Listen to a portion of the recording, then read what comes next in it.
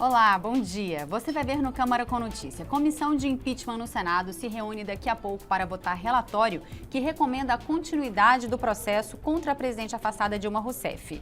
Deputado afastado Eduardo Cunha entra com mandado de segurança para tentar suspender a votação no plenário da Câmara do processo que pede a cassação do mandato dele. Do corredor das comissões, ao vivo, Mariana Pchittik. Comissão de Combate à Corrupção ouve em instantes o juiz Sérgio Moro. Hoje é quinta-feira, 4 de agosto, agora em Brasília, 8 horas e 53 minutos. Esses são os destaques do Câmara com Notícia, que está começando agora.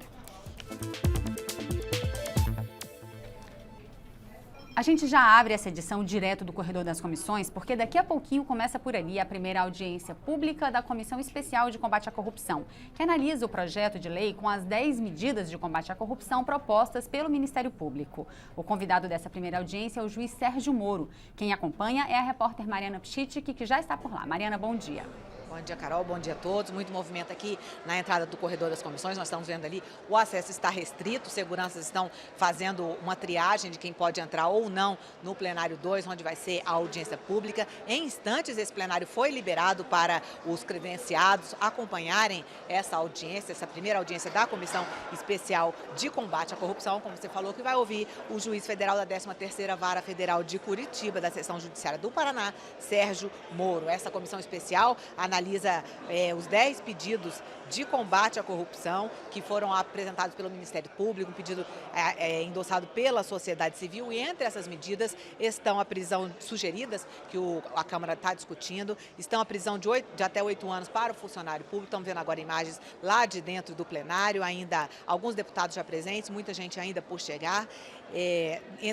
Entre as medidas que os deputados analisam estão a prisão de até 8 anos para funcionário público que tiver patrimônio incompatível com a renda, também aumento de penas para corrupção e enquadramento como crime hediondo no caso de valores altos, além da punição para acusados que tentarem atrasar processo judicial e responsabilização de partidos políticos, além da criminalização do Caixa 2 em campanhas eleitorais. Nós estamos vendo aí imagens, portanto, do plenário, que em instantes deve abrigar essa audiência pública com o juiz Sérgio Moro. Ainda na Câmara, muita movimentação aqui nos corredores para as pessoas conseguirem entrar no plenário. E daqui a pouco a gente volta aqui do corredor das comissões com mais informações sobre a audiência pública. Carol. Obrigada, Mariana. A defesa do deputado afastado Eduardo Cunha, do PMDB do Rio de Janeiro, entrou com um mandado de segurança no Supremo Tribunal Federal para tentar suspender a votação no plenário da Câmara do processo que pede a cassação do parlamentar. Cunha é acusado de mentir na CPI da Petrobras sobre a titularidade de contas na Suíça. Além do processo na Câmara, ele é alvo de uma ação penal no Supremo Tribunal Federal. A Procuradoria-Geral da República afirma que ele usou contas no exterior para lavar dinheiro desviado da Petrobras. Segundo a defesa do deputado, houve irregularidades no andamento do processo na Comissão de Constituição e Justiça, já que o recurso contra a decisão do Conselho de Ética foi analisado em uma sessão aberta com, segundo ele, quórum menor do que o exigido pelo regimento interno e que foram considerados para o cálculo do quórum suplentes de titulares que naquele momento não estariam presentes na casa. Ontem, o PSOL realizou um ato no Salão Verde para cobrar celeridade na condução do processo de cassação de Eduardo Cunha.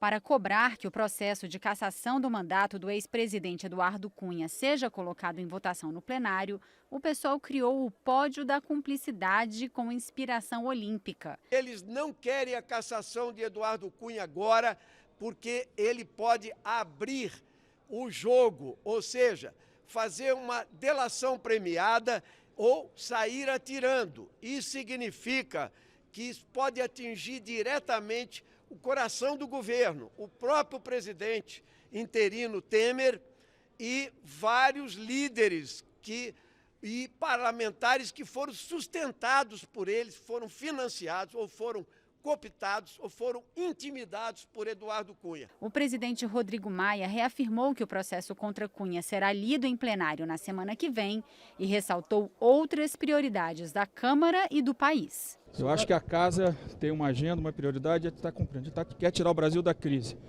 Alguns querem construir, outros querem destruir. Eu quero construir.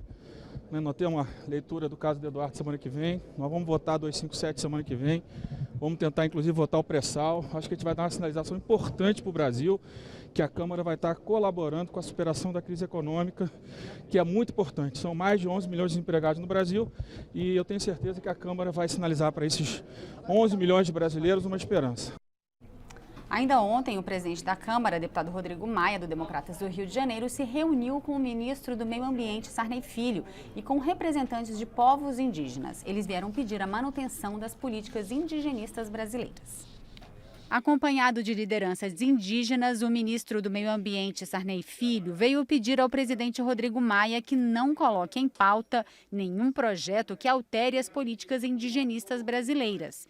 Segundo o cacique Rayoni, líder da etnia Kayapó, os temas polêmicos incluem propostas como a PEC 215, que permite o arrendamento das terras indígenas e reconhece apenas demarcações de reservas ocupadas em outubro de 88, data da promulgação da Constituição. Um tipo de ensino que deveria ser especializado está deixando a desejar por falta de financiamento e de controle dos órgãos que deveriam fazer o dinheiro chegar às escolas. Uma audiência pública aqui na Câmara discutiu os entraves para o uso de dinheiro público nas instituições que recebem alunos especiais. O Brasil tem mais de 100 mil escolas que atendem alunos com deficiência, mas a rede que abriga o chamado ensino especial não tem sido tão especial assim. Dados do Instituto Nacional de Estudos e Pesquisas, o INEP, mostram em números a matemática dessa outra deficiência. As 108.695 escolas atendem aproximadamente 930 mil alunos com deficiência. 81% dos alunos estudam em instituições públicas e 19% em particulares. 69% dos alunos têm deficiência de natureza intelectual e 15% física. A complicação começa com a falta de instalações adequadas. 65% das escolas não satisfazem as exigências e apenas 24% usam os recursos do atendimento educacional especializado, criado para melhorar o ensino especial. Um dos resultados da falta de estrutura é que, ainda segundo o INEP, 453 mil alunos com deficiência iniciam o ensino fundamental, mas apenas 8.545 chegam ao ensino médio. As falhas, principalmente na fiscalização do financiamento dessa rede de ensino, foram tema de audiência pública na Câmara, pedida pelo deputado Isalci. O MEC tem o programa, o FNDE tem o recurso, mas lá na ponta os pais não sabem como cobrar isso. Então, escolas não compram material, o laboratório não funciona, os conselhos ainda não estão ativados. A audiência abriu espaço principalmente para a reclamação dos pais de alunos, que, ao contrário dos demais, têm atividade intelectual muito acima da média, as chamadas altas habilidades, que pedem um ensino fora do padrão, com estímulos adicionais. Esse aluno, muitas vezes, ele passa pelo sistema de ensino, muitas vezes como um aluno hiperativo, muitas vezes como um aluno desatencioso e, na verdade, é um grande talento, é um grande aluno com grande capacidade que nós estamos perdendo aí no itinerário educativo. Mas os representantes dos pais de alunos reclamam que os recursos para esse serviço também não chegam às instituições, prejudicando a compra de equipamentos. O atendimento realmente requer uma especificidade na condição de recurso ser aplicado, na necessidade de materiais pedagógicos específicos, um mobiliário adequado, e isso não está acontecendo. Esse recurso vai para o município, esse recurso não chega destinado, carimbado, com a marca de alunos com educação especial. Então, essa destinação ela entra no âmbito geral de um recurso da educação e que deve ser acompanhado no nível da escola para saber se aquele recurso daquela matrícula que foi computada como 2 realmente está sendo utilizado com essa finalidade. A expectativa também quanto à regulamentação da lei aprovada pelo Congresso em 2015, que trata do cadastro de alunos com altas habilidades. Pais, professores e especialistas querem aproveitar o debate para definir quem vai coordenar esse cadastro. E a gente volta agora ao vivo ao corredor das comissões para conversar mais uma vez com a repórter Mariana Pchitic, que acompanha essa movimentação lá na expectativa da chegada do juiz Sérgio Moro à comissão especial que trata do combate à corrupção. Mariana. Carol, o juiz Sérgio Moro já está nas dependências da Câmara, numa reunião da presidência da Comissão Especial, e essa audiência pública deve começar logo mais. Nós estamos aqui com o deputado Rubens Bueno, do PPS do Paraná, que vai falar um pouco para a gente sobre a expectativa dessa primeira audiência pública da Comissão Especial. Bom dia, deputado. Bom dia. A expectativa é a melhor possível, né? Na medida em que vem o juiz Sérgio Moro, que está comandando a Operação Lava Jato aí com desdobramentos que não só mexe com a política, mas estabelece um novo patamar no combate à corrupção no país. Essa é a primeira audiência pública. Como é que você acha que vai ser o trabalho da comissão de uma forma geral? Olha, o trabalho tem que ser um trabalho bem enxuto, porque tem 10 sessões apenas para apresentar o seu relatório. Daí é saber que nós temos que imediatamente ouvir pessoas, mas também saber que este parecer da Comissão Especial seja entregue na 10ª sessão, para que não haja protelação na discussão e na votação desse projeto de lei. O senhor acha que hoje o juiz Sérgio Moro está logo ali dando uma entrevista, muita movimentação, a gente não pode mostrar agora, mas ele já está indo para a audiência pública. O senhor acha que hoje ele vai poder acrescentar, dar sugestões para os deputados? Eu tenho 2 sugestões a apresentar nas medidas, né? A primeira é você evitar de uma vez por todas a questão da protelação de recursos, né? Você, como já teve o Supremo decidiu que o julgamento em segunda instância por um colegiado já pode fazer cumprir a pena. Nós temos que fazer isto valer de forma adequada e definitiva. O outro é criar várias especializadas para combate à corrupção. E aí depende da apresentação da proposta do Supremo Tribunal Federal. Ok, deputado Rubens Bueno, nós estamos vendo aqui nesse momento o juiz Sérgio Moro chegando à comissão, vai começar a audiência pública. Obrigada, boa audiência, deputado Rubens Bueno. Vamos voltar com a Carol. Obrigada, Mariana. A Comissão de Segurança Pública da Câmara realizou uma audiência pública para debater um novo regulamento de fiscalização de produtos controlados do Exército. O texto traz as diretrizes da fabricação, exportação, utilização, transporte e comércio de produtos como armas, munições, explosivos e fogos de artifício. A Comissão de Segurança Pública e Combate ao Crime Organizado realizou em julho audiência pública para debater o novo regulamento de fiscalização de produtos controlados do Exército, o chamado R-105. Este regulamento estabelece as diretrizes e limitações legais do Exército Brasileiro para aprovar a fabricação, a importação, a exportação, a utilização, o tráfego e o comércio de produtos controlados. Ou seja, armamentos, munições, explosivos, produtos químicos, blindagens e fogos de artifícios. Este instrumento legal também regula a abertura e o fechamento de fábricas do setor armamentista. Desta forma, o R-105 é de extrema relevância para a indústria nacional do setor, para as polícias e também para os praticantes de tiro esportivo, colecionadores e caçadores. O decreto do R-105 foi criado na década de 30 e teve a última atualização no ano 2000. O deputado Alexandre Leite destacou a postura do Exército, que espontaneamente chamou a sociedade para o debate da questão. A gente interrompe essa matéria que estava em curso porque a gente tem imagens agora de dentro da comissão especial do combate à corrupção, que recebe nesse momento o juiz Sérgio Moro, que já chegou, já está nas dependências da Câmara, e a gente vai lá ao corredor das comissões para conversar com a repórter Mariana Pchitic. Isso, Carol, a audiência está para começar, começando agora. Nós estamos aqui com o relator da Comissão Especial de Combate à Corrupção, o deputado Onyx Lorenzoni. Vai começar a conversar rapidamente com a gente, deputado, expectativa para hoje. Bom dia. Bom, primeiro, um passo importante que a comissão está dando hoje, na medida em que o doutor Sérgio Moro aceitou o convite do presidente Joaquim Passarinho e meu para estar aqui presente hoje, fazer a sua manifestação e trazer todo o seu apoio, né, para essa que é uma das atitudes mais importantes do Parlamento brasileiro, que é a modernização, a adequação e a implantação das 10 medidas de combate à corrupção. O Brasil precisa vencer essa doença e nós estamos determinados a chegar lá.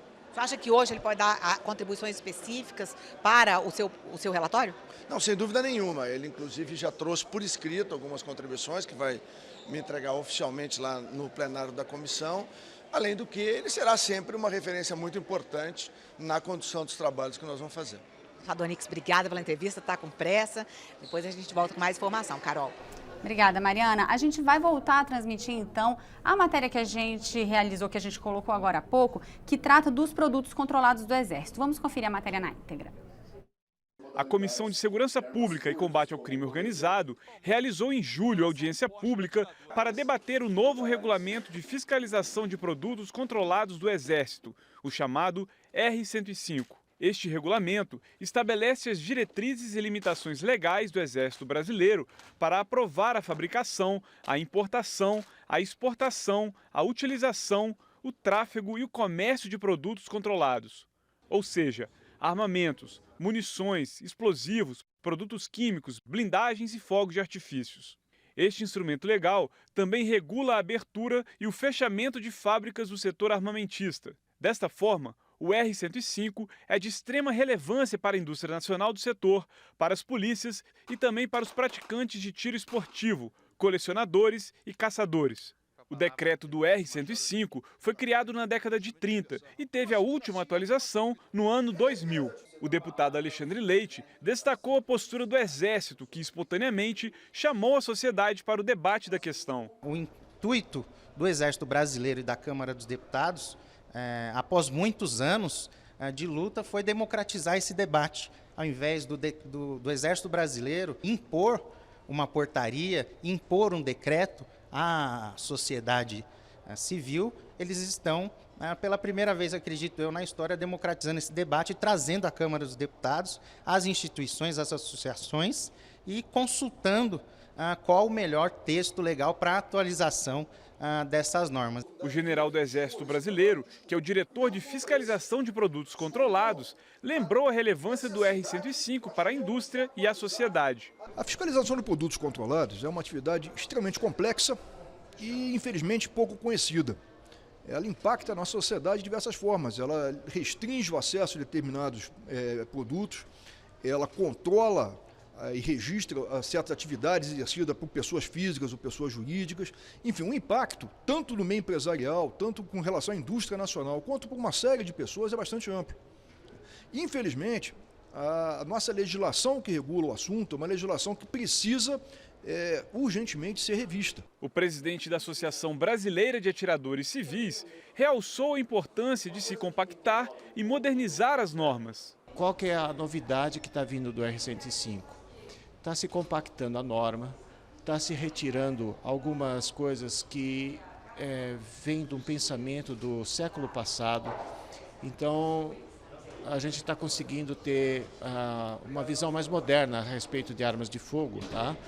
E isso é importante porque as próprias armas de fogo, as munições, se modificaram nesse período. Já o deputado Onyx Lorenzoni propôs a criação de uma comissão especial para que sejam aperfeiçoados todos os detalhes. São uma série de detalhes que precisam ser aperfeiçoados. Então, a Comissão de Segurança poderia criar uma comissão especial no âmbito interno dela, para reunir todos esses projetos, chamar as entidades, chamar o Exército Brasileiro e aí ter uma ocupação desse vazio legislativo que hoje tem no Brasil, com uma legislação específica para os atiradores, os caçadores e os colecionadores. Isso daria tranquilidade ao Exército e à cidadania. Mas um ponto ainda preocupa o deputado Major Olimpo: as restrições às importações.